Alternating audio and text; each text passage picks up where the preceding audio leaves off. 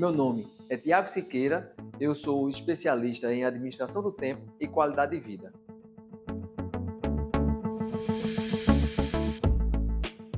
É mais do que comum a gente ver pessoas, se não a gente mesmo, mas pessoas, de um modo geral, que começam a realizar alguns projetos pessoais ou profissionais e que exigem constância, mas acabam deixando de lado por qualquer que seja a razão.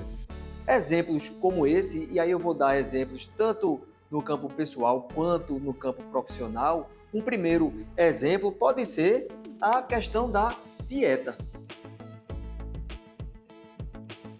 Muitas vezes as pessoas começam com uma determinada motivação para realizar uma dieta, mas passa-se uma semana e aí abre uma exceção para comer alguma coisa que ela gostaria e que está fora dessa dieta.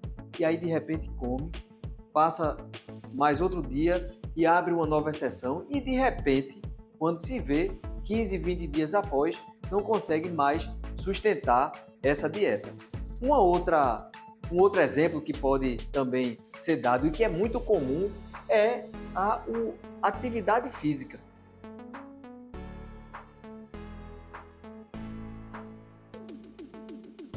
Atividade física, do mesmo jeito, ela é uma prática que exige constância e muitas vezes as pessoas decidem começar a fazer essa atividade física, mas com o tempo vão acontecendo situações, imprevistos, situações no seu dia a dia que as pessoas começam a deixar de fazer a programação da atividade física num determinado dia, deixando para depois.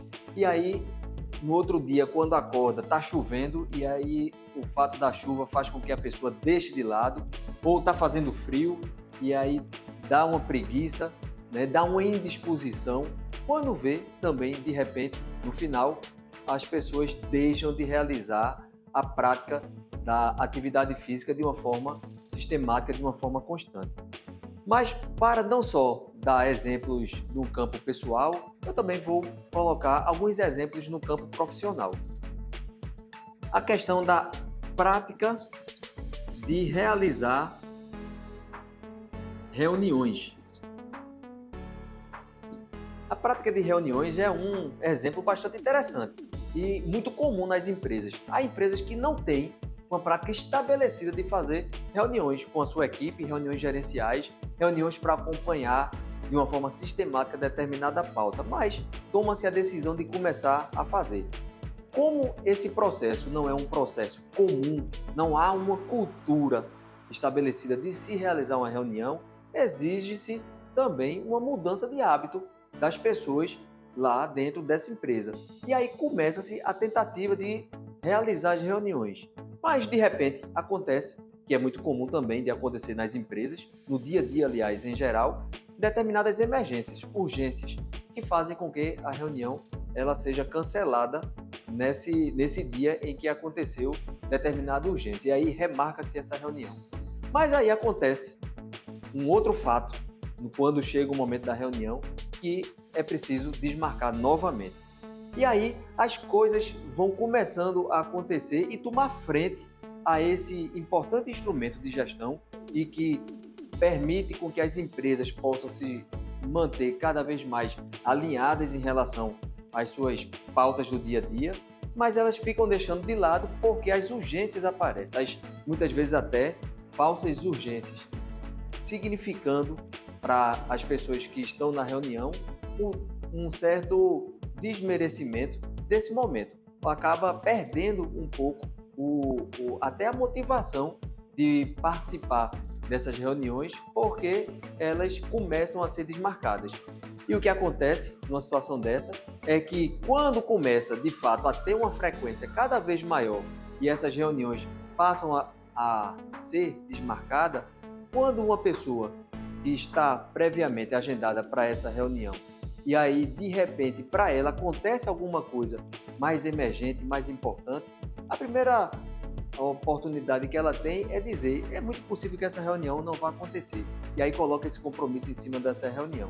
A reunião acontece e aí uma pessoa falta.